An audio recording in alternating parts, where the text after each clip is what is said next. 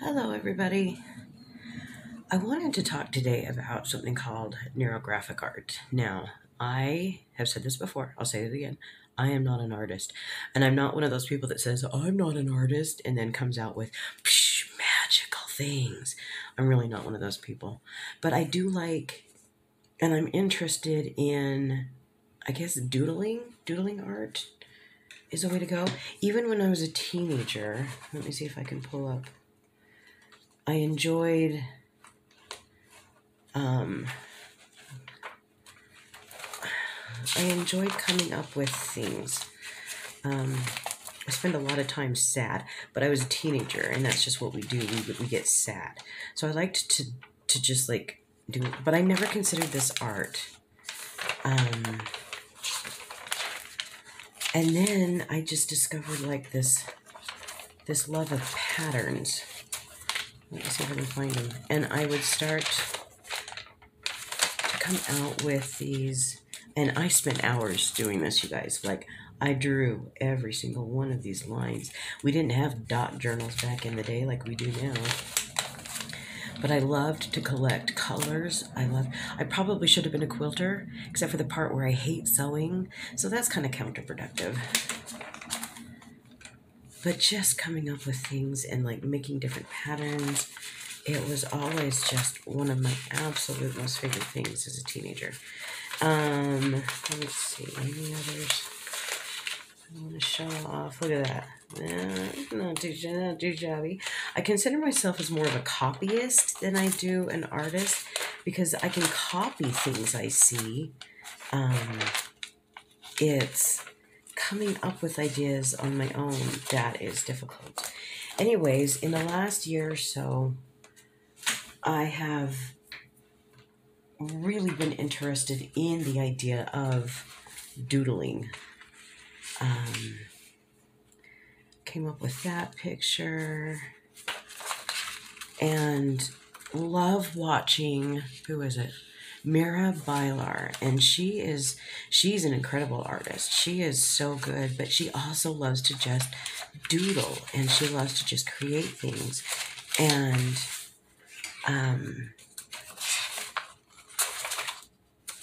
I started to look into the world of Zentangle, but Zentangle has so many rules that I found myself feeling more restricted, and like people were getting after other people, including myself, for not doing things quote unquote right. And let's see. And then I discovered, when I was on YouTube one day, I discovered something called neuro art.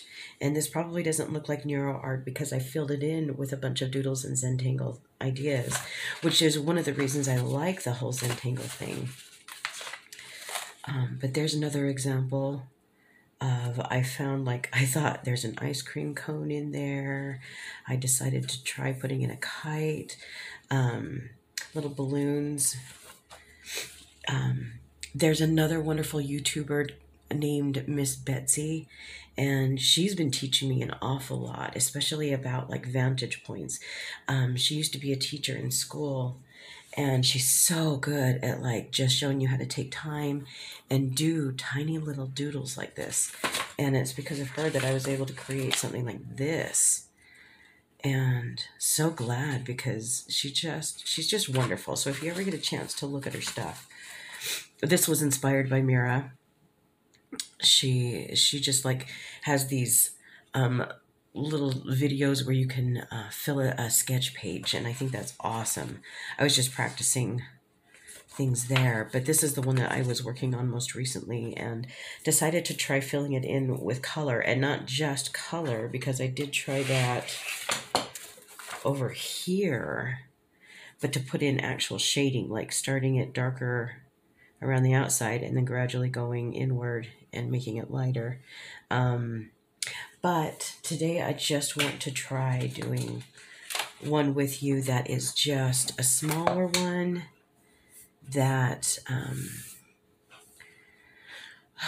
that can show you that it's really quite easy to do. Neurographic art is actually kind of a therapy art, and I love it because I'm undiagnosed ADHD. I didn't even realize that there was a possibility I was ADHD until both my daughters were diagnosed with it. And they started telling me about why they started thinking they had it. And all I could think was, but isn't that just how your brain works? And it turns out, no, Laurie, that's not just how your brain works. So I found this because sometimes my thoughts and my mind is just so chaotic that it increases my anxiety, which is already bad. So I needed something that would help focus my thoughts, steady my hands. And that's why I'm always crocheting, is so that I have something to do with my hands. But sometimes even the act of crocheting is just not enough. And I have found that this helps not only my want and my need for creating, but it helps focus me in a way that I didn't think was not that it wasn't possible, just that it wasn't. Yeah, I was surprised. I was just surprised. So I am going to start out. We're going to use this full page. This is just a little notebook that I have. I keep it in my purse so that if I'm ever in a situation where I have a lot of people around me, a big group of people. People themselves don't make me nervous. I love people. I love talking to people and finding out more about them. But a big group of people makes me very nervous, and my anxiety will increase like a millionfold if I'm in a large group. Even if it's people I know.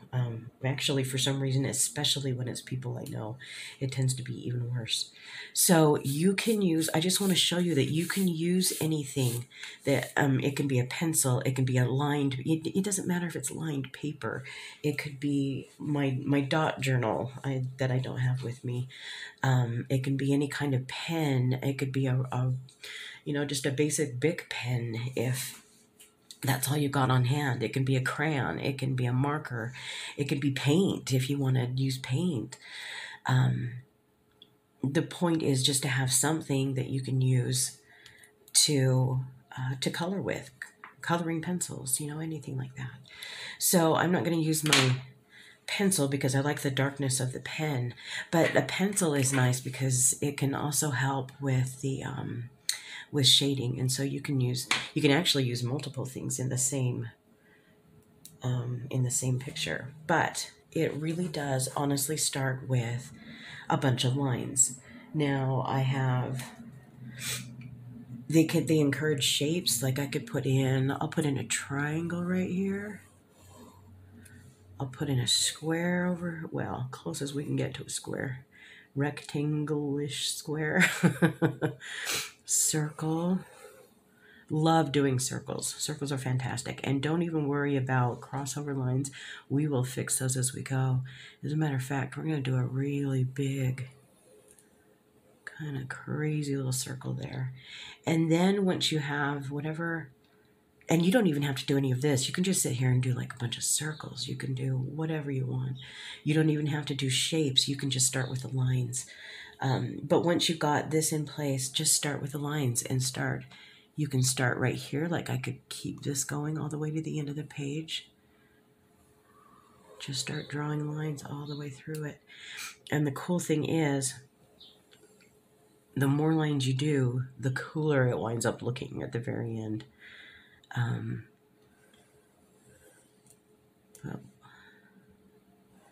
We're just going to draw a bunch.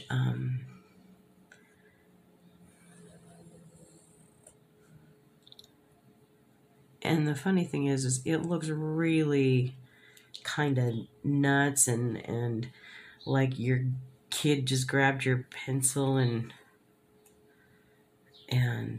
is scribbling. In fact, we'll do some scribbles. You can go, I'd like to take it a little bit slower, but you can go as fast as you want to.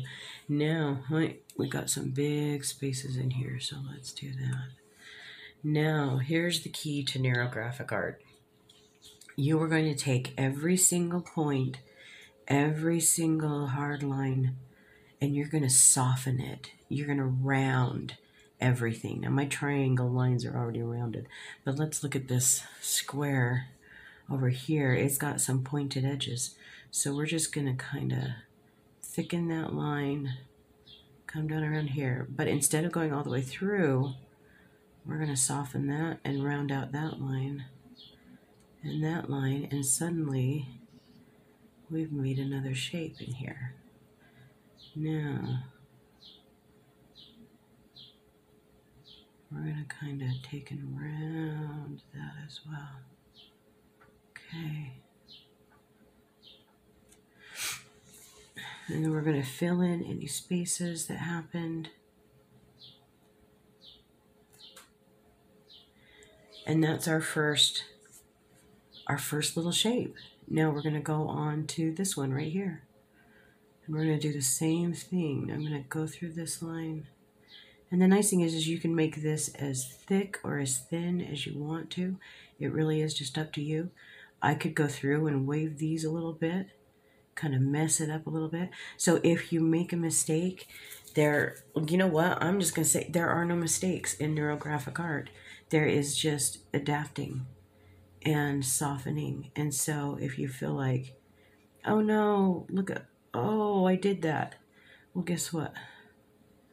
We're just going to round that out in here, and suddenly it's gone. And we're just going to, and the more things that you have, the more shapes that you have, these darkened areas, really, honestly, the cooler it looks. It really just looks really cool. So we're going to kind of bring in this over here because I want to round that out. And we're going to round out that edge and that edge. We're going to thicken this line along here, round that corner, and we're back at the beginning. And so see, there are plenty of little spaces where I accidentally got off the line, but it's not a big deal. I'm gonna fill all that in. We'll fill that in.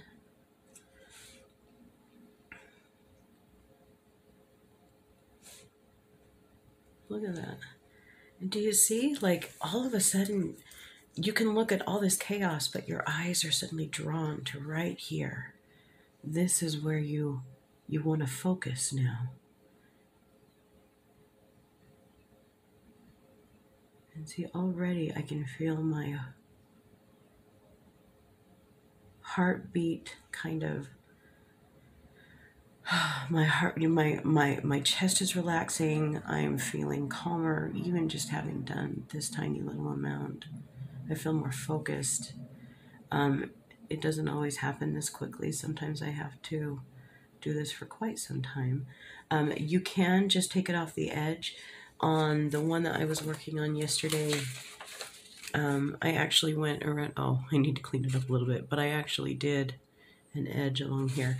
And you can use any size pen you want to, too. I mean, if you've got like, you know, like a 0.1, if you've got a 0.5, I think this is a this is a 0.5, 0.7, you can use any size that you want to. It doesn't really matter too much, but we'll just go off the edge on this one, since I seriously doubt you want to watch me do this all day. But then again, maybe you do. I really enjoy watching people do this sort of thing. Come around here. There we go. Just like that, we've created all four corners.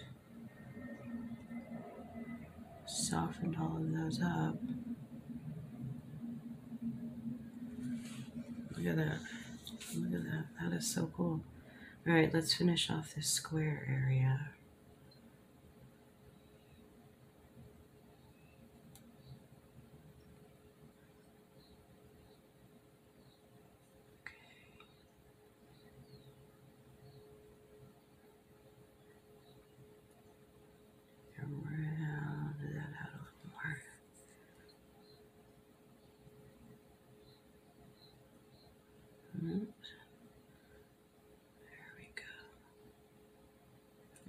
go. And then just one more. If you want, these pens are really good. They were suggested by Miss Betsy, but they're the AENART rollerball pen. You can get them on Amazon, and they come in a big old pack, and I have several of them out, and I haven't even finished any of them, and I've had them for a couple of months now. Not that I'm constantly coloring and drawing or anything like that.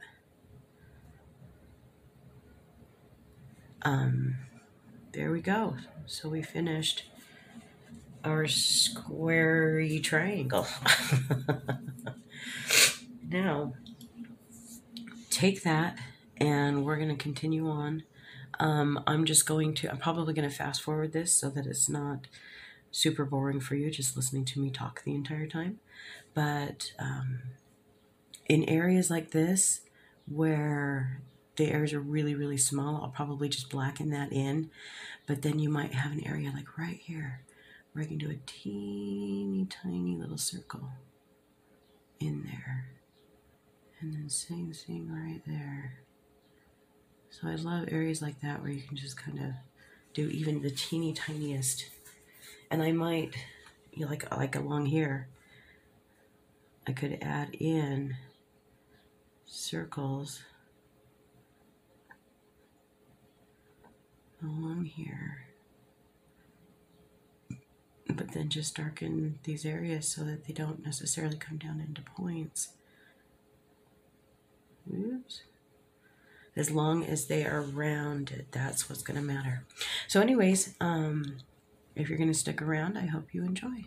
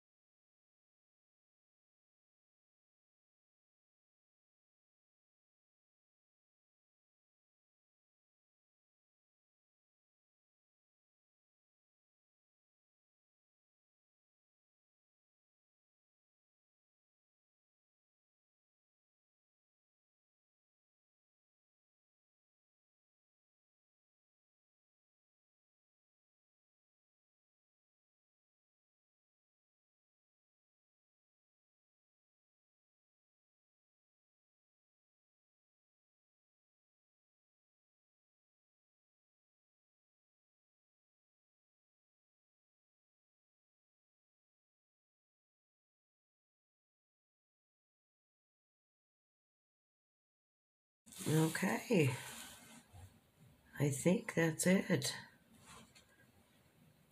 Yep, even that's rounded. Well, there you go, you guys. I hope you could actually see that. I hope I wasn't like holding it down here the entire time. I probably was. I'm so sorry. I'm blind. Blind with my glasses, blind without my glasses. But there is just a fun example of a first foray into neurographic art. Give it a try. There is no right or wrong other than just rounding your edges. Give it a try. I think you'll be surprised at just how soothing it can be. I hope you guys make it a great day. Have some fun.